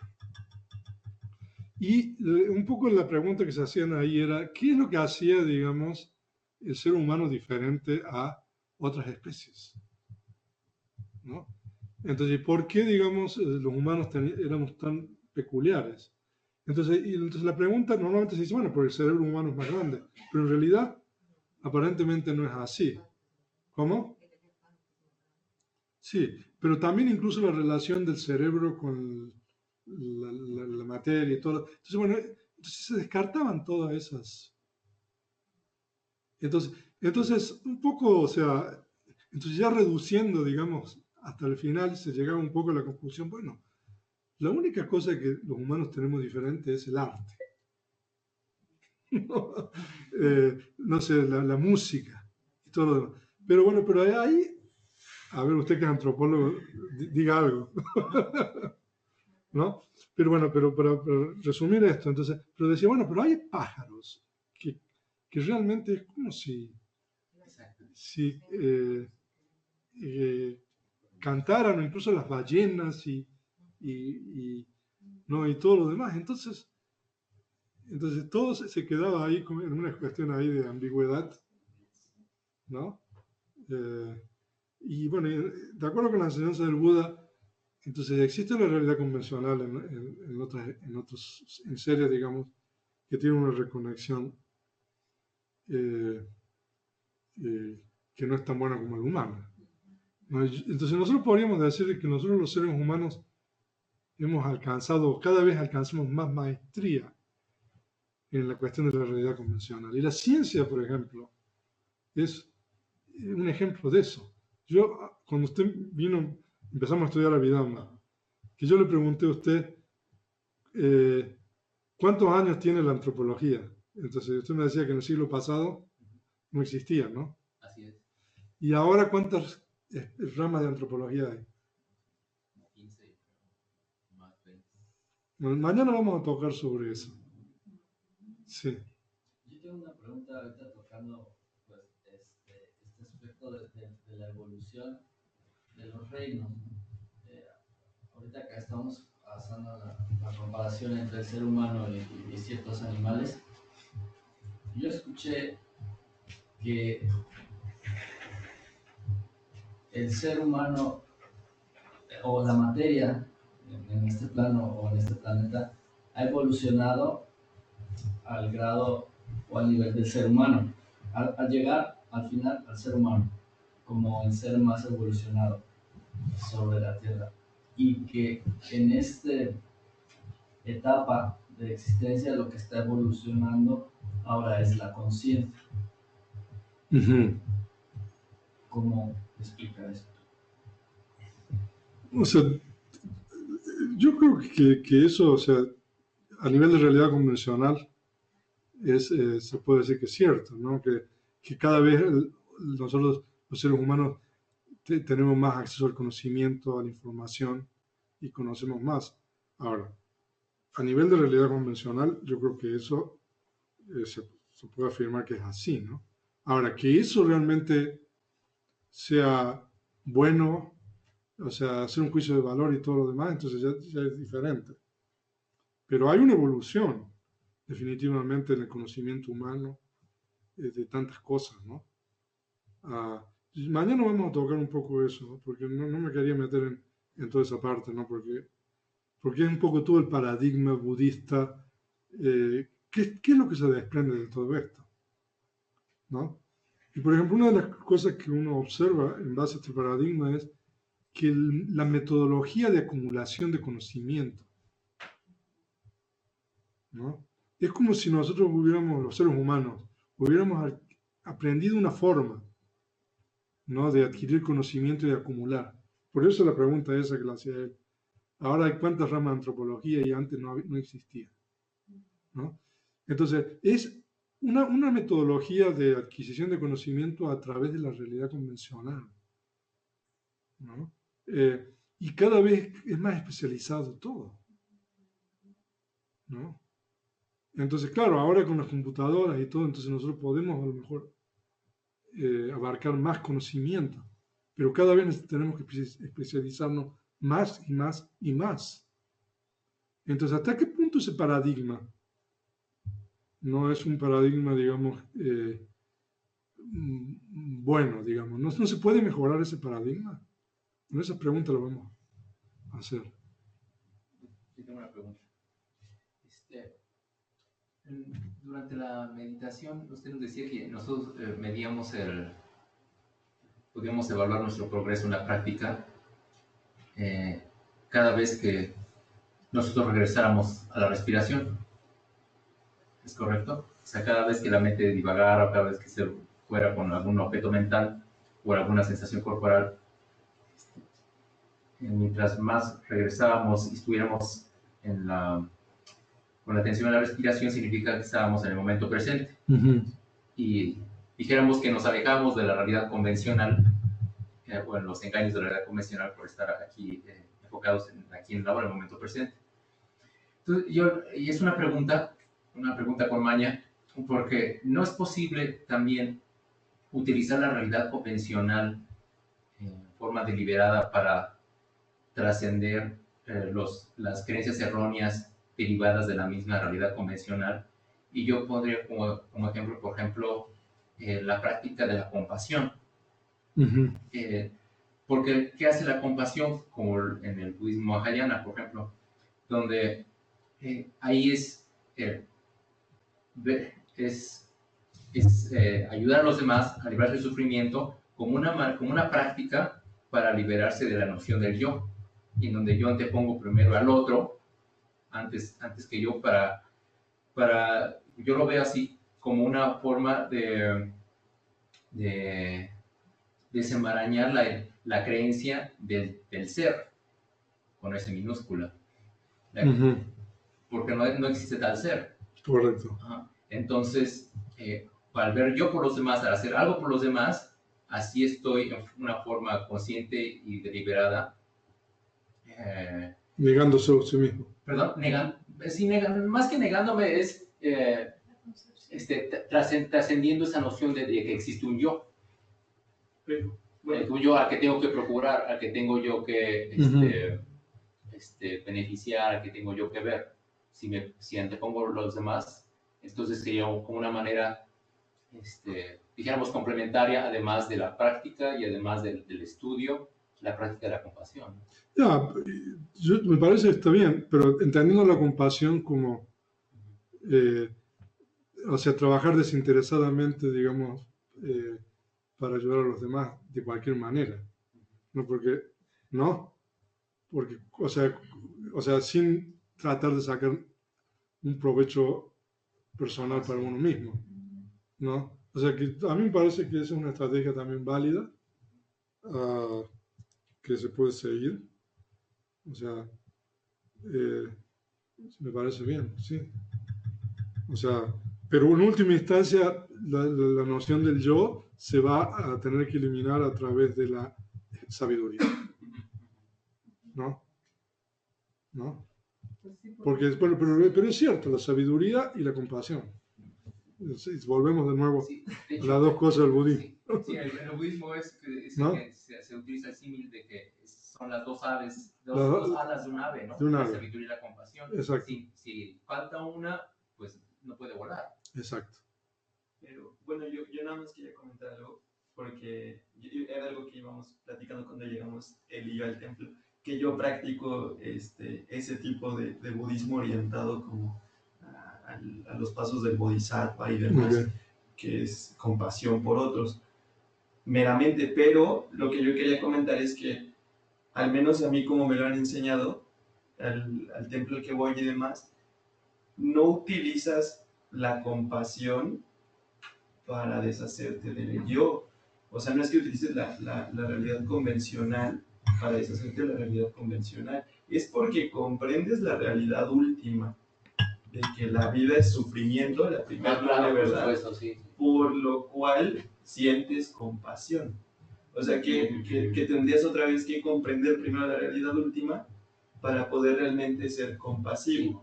Sí, por supuesto. No como al revés, de que esa es la realidad convencional para liberarte de la convencional. Bueno, sí, también es otro camino, ¿no? Porque si uno se da cuenta, ¿no? que todo es como es, que no hay un yo, entonces la compasión surgiría naturalmente de esa percepción, ¿no? Correcta de la realidad, ¿no?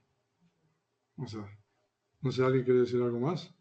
Sí, René. Venerable, como humanos nunca vamos a erradicar el yo. Tenemos que llegar a un estado de iluminación, ¿no? O sea, como humanos siempre vamos a estar experimentando el yo. Bueno, pero como humano, o sea, uno puede llegar a tener esa experiencia de la verdadera naturaleza de la realidad. ¿Por qué dice que como humano no se puede? ¿De construir el yo, te refieres? No, experimentar, o sea, decir que hay un yo, pues, ¿no? Porque solamente hasta donde entiendo, hasta los últimos grados de iluminación es cuando se erradica el yo, ¿no? Bueno, sí, en realidad no se erradica el yo. O sea, porque en realidad el yo no existe. O sea, la noción del yo. Ya. O sea, bueno, la noción del yo. Bueno, digamos así. Okay. La concepción errónea de que hay una entidad permanente, digamos, en los 5 agregados. Pero eso se puede experimentar, digamos. ¿Cómo? Por medio de la práctica. La sabiduría. Sí, o sea, cuando uno ve las 3 características, entonces uno, ¿no? Lo que tú decías era como por medio de la compasión, deshacerte de esa noción del yo. Fue lo que dijiste más o menos, ¿no? Y luego por eso sí, digo, más que deshacerte es trascender esa creencia, ¿no? Esa idea. Ajá. Sí, porque no se trata de que, a ver, ¿cómo les hago esto? No, ya que se vaya, no, es trascender de que no hay nada de qué deshacer. Aquí tengo una pregunta de, Rosa María Martínez, de Veracruz. Bueno, ahí está diciendo un nombre que podría ser pescador, ¿no? Entonces, un pescador que no es pescador en realidad, ¿no? Y entonces Rosa María dice, la sensación no siempre provoca deseo, puede provocar aversión. Correcto. O sea, de la sensación uno puede pasar al deseo o a la aversión. O sea, si la sensación es dolorosa, ¿no? Es aversión. Pero se dice que el deseo y la aversión son como los dos lados de una, ¿no? De una moneda.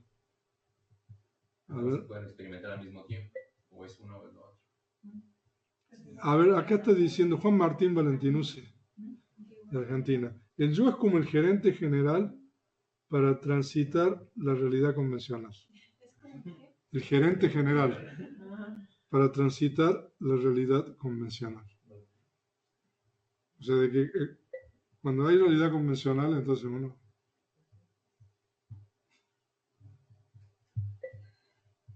Ahora, Chuange dice, tengo interés de preguntarle, en esa exposición en el Museo de Nueva York, ¿mostraba si el cerebro masculino es diferente del cerebro femenino? Que yo recuerdo no había porque escuchando lo de la mente, conciencia y materia, no veo ninguna diferencia entre el descubrimiento que hizo el Buda de los Dhammas. Porque escuchando lo de la mente, conciencia y materia, claro, en realidad la mente, conciencia y materia son Dhammas. O sea, no entendí bien eso, Juanje, eso último. Ahora, Luciano dice, conozco a algunos seres humanos que seguramente reconectarán en ratas. ¿Cuál sería el tipo de animal más próximo a reconectar? Pues esa pregunta no tiene respuesta. O sea, conozco a algunos seres humanos que seguramente reconectarán en ratas. ¿Cómo está tan seguro? ¿No? ¿Cuál sería el tipo de animal más próximo a reconectar en ser humano? O sea, esa pregunta no tiene una respuesta que permita lógicamente que yo pueda dar. No, porque si uno responde esto, o sea, es como si la realidad es muy compleja. Entonces, por eso me rehúso a responder. Chuange dice, o sea, no hay diferencia o especificación de género. No, o sea, en realidad, cuando hablamos de realidades últimas, ahora, pero sí, hay diferencia en género, porque el sexo es una realidad última, una materia, que surge a partir del momento de la reconexión. Entonces hay una diferenciación a nivel de materia, ¿no? Y también la materia condiciona la mente.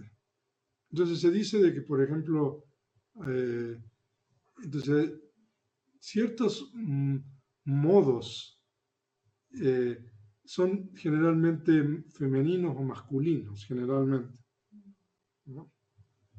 De hecho, sí hay diferencias en el cerebro del hombre y la mujer, ¿eh? Sí, en los últimos estudios de neurociencia revelan que sí. Porque de hecho, el cerebro del hombre es más, por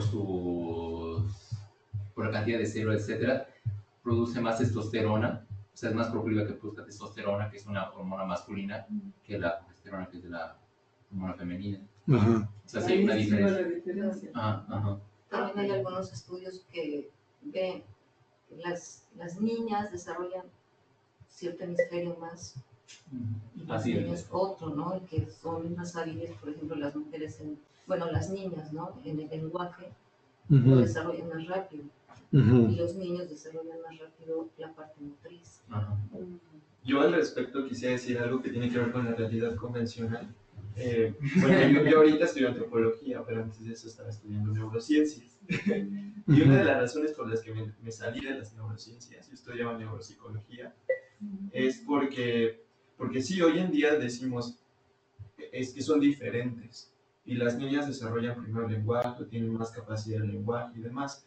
Pero cuando ahondas, ya hay un punto en el cual no sabes si es una realidad última, o sea, si así nace la niña y nace con esa parte del cerebro más grande, o si es así porque también así hemos condicionado la educación. Porque también, si te das cuenta, claro, hay muy difícil por eso responder esto, ¿no? Porque, volviendo a la pregunta de Chuange, porque también está el karma de cada persona, que eso, independientemente de que sea hombre o mujer, o sea, ¿no?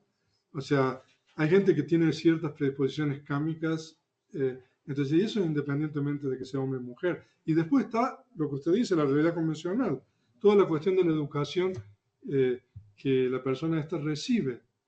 Entonces, ¿cómo uno puede llegar conclusivamente, digamos, a llegar ¿no? Es difícil. La relación de mutuabilidad que existe entre la biología y lo cultural. Ajá. Exactamente, o sea, la realidad convencional, ¿no? De que es el famoso debate de la naturaleza versus la cultura. O sea, ¿cuál es la que se impone? Por ejemplo, en el caso de la homosexualidad, también existe ese debate, ¿no? Que es biológico, es uno cultural, o sea, de hecho, o sea, hablando de la cultura y todo eso, estuve leyendo un artículo ahí que decía de que una persona, un niño de una familia pobre en Shanghai recibe mejor educación que una persona de familia rica aquí en México. Sí, aquí llegan a ser presidentes. Okay. A ver, aquí tengo una batería de preguntas de Edgardo, de número 3. A ver, Ileana, a ver. Sí. Cuando estamos practicando sati, sí. Y a veces usamos etiquetas. Cuando ponemos una etiqueta ya es un concepto. Sí. Y en realidad estamos contemplando la realidad última. Y si le pongo una etiqueta es un como si, o sea, no es exactamente... ¿Como si? ¿Cómo? Sí, porque no es exactamente la realidad. Ajá, lo que estoy contemplando es como el concepto más parecido que conozco. Exacto. ¿Y eso qué es? Ese factor es percepción, o sea, la mente compara como esto es escuchando. La percepción ahí es, bueno, es importante ahí. Porque en el momento en que usted dice, no sé, aversión, por ejemplo, ¿no? Entonces uno, es porque tiene la percepción esa anterior de lo que es eso, para poder rotular esa experiencia, ¿no? Pero además hay muchas cosas más, sí, pero la experiencia es... La experiencia es como preconceptual. Exacto, exactamente, preconceptual eso. Entonces es como estar, o sea, sí se puede hacer el etiquetado, pero con este discernimiento de que una cosa es la experiencia que estoy contemplando y lo otro es el como si más parecido. Exactamente. O sea, eso es importante tenerlo presente, ¿no? Porque, de hecho, o sea, hay un monje en Myanmar que una vez, o sea, criticaba un poco el método de rotular del venerable Mahasi Sayadaw, porque yo creo que eso seguramente viene del venerable Mahasi Sayadaw. Que decía, pero en realidad, o sea, uno está introduciendo los conceptos ahí, ¿no? Y esa crítica es válida, yo creo, pero también hay, yo creo que hay que ver las cosas de distintos puntos de vista.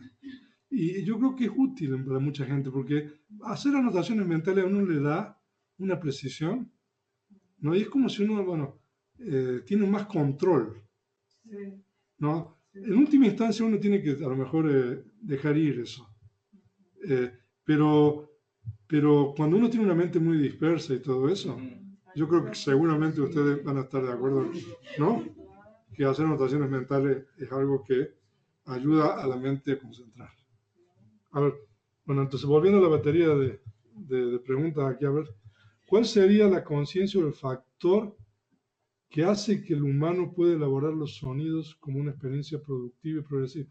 En realidad no solamente los humanos conceptualizamos a través de los sonidos, pero es toda la cuestión de la experiencia civilizatoria del ser humano, ¿no? Porque es a partir de que surge la civilización, de que los humanos empezamos a desarrollar y a hacer que la realidad convencional se desarrolle y evolucione. Pero antes de que surja la civilización, cuando digamos que los seres humanos eran, digamos, cazadores, recolectores, ¿no? Sí, o sea, toda esa parte que todavía no existía del lenguaje escrito, ¿no? O sea, el lenguaje escrito está asociado, ¿no? Un poco con el surgimiento de la civilización. Entonces, pero también en los seres, en los animales existe la conceptualización. O sea, de que a lo mejor si nosotros nos remontamos a esa época donde los humanos eran, digamos, recolectores, cazadores, eran nómadas, ¿no? Entonces la necesidad de la realidad convencional era mucho más rudimentario, ¿no? Y la necesidad también de lidiar con esa realidad convencional, ¿no? Recuerdo que en mi primera clase de antropología, de lingüística, era como si yo le preguntara a la profesora, ¿cómo surgió el lenguaje, no? En la evolución humana. En la evolución humana. Y me respondió, el lenguaje surgió cuando uno de los primeros homínidos señaló con el dedo la luna. Ahí surgió. Ok.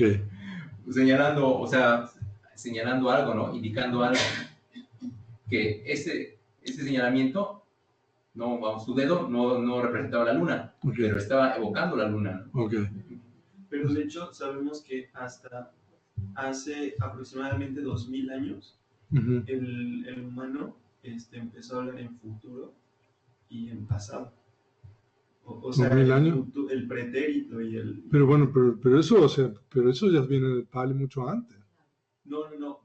Vaya, lo que pasa es que la agricultura fue hace 5000. O sea, 2000 años antes de la era común. Hace más de 2000 años aproximadamente el ser humano empezó a hablar en pasado y en futuro. Casi siempre se comunicaba como en el presente. Pero eso también es lo que vamos a tocar mañana. De que, por ejemplo, esas son las rutas de los conceptos. Hay civilizaciones que no tienen tiempos verbales, ¿no? O artículos. Sí. O sea, bueno, a ver, entonces, bueno, esa era la pregunta 3. Y la 4, pareciera ser que en este sentido el plano animal está desconectado de todos los otros planos de existencia, ya que en todos los otros, según los textos, hay una articulación sistemática de conceptos y el lenguaje, pero no sé si en todos los otros, ¿no? Porque en los planos de sufrimiento, o sea, a lo mejor... ¿no? Yo creo que él habla de los devas y de los lamas. A lo mejor se habla a los otros, a los humanos para arriba, ¿no? ¿Hay alguna explicación sobre este asunto?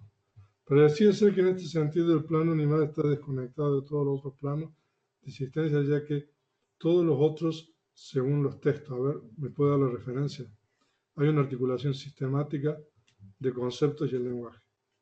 A ver si me da la referencia para que vean dónde en los textos dice eso.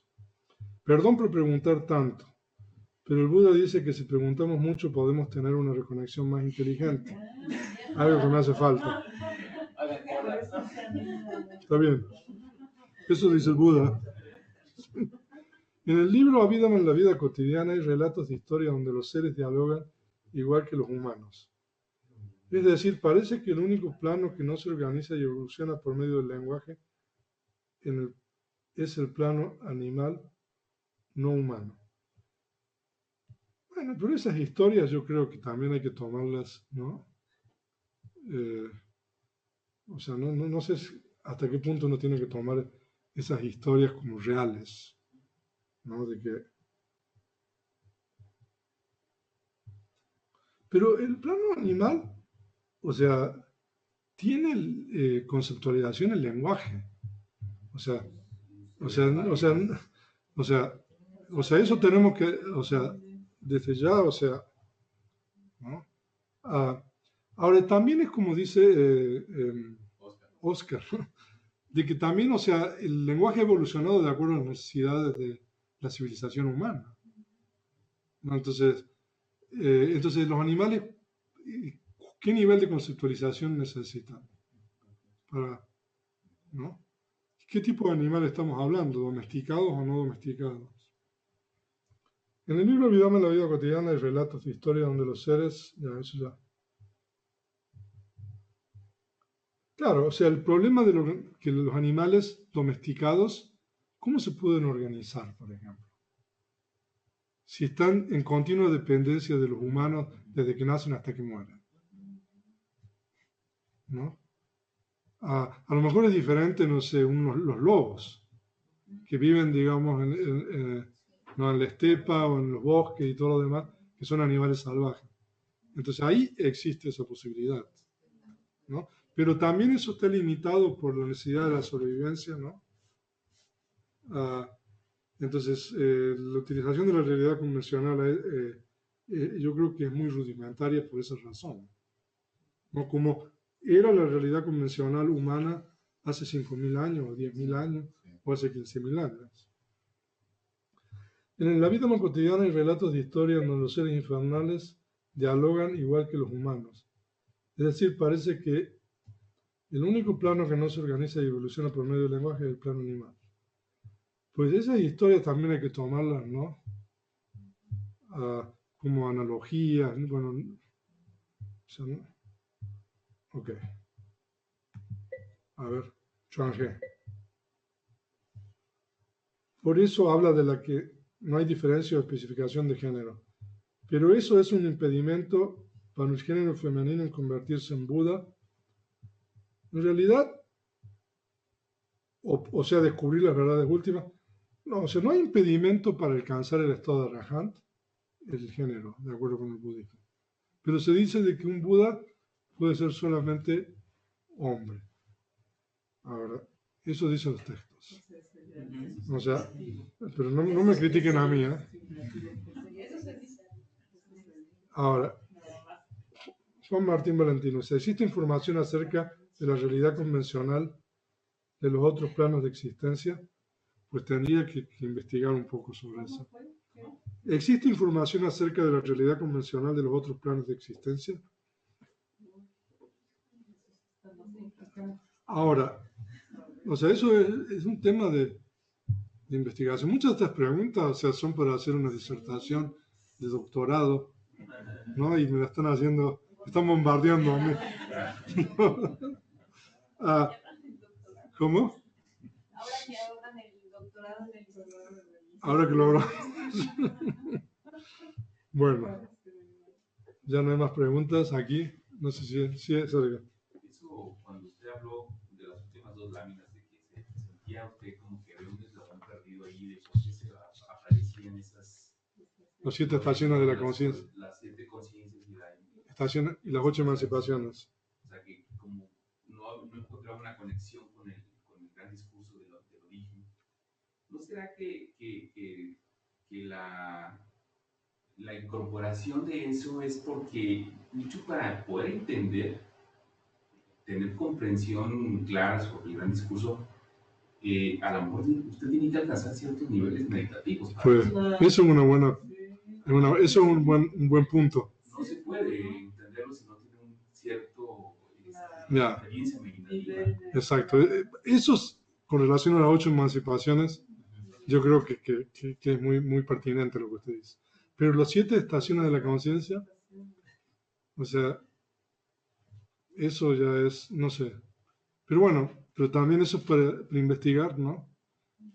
Y estudiar. Entonces, bueno, mañana vamos a reflexionar sobre lo que hemos estudiado hoy día desde la perspectiva de la Abhidhamma y tratar de hacer un poco de brainstorming, ¿no? Tormenta de ideas. ¿Cuáles son las implicaciones de todo esto a nivel de cultura, de civilización, de adquisición del conocimiento, la relación entre el budismo y la ciencia? Entonces, mañana vamos a tener menos láminas y más, no sé, intercambio de ideas, ¿no? Pero las primeras láminas va a ser sobre la vida. Entonces, Susana Melegate, muchas gracias.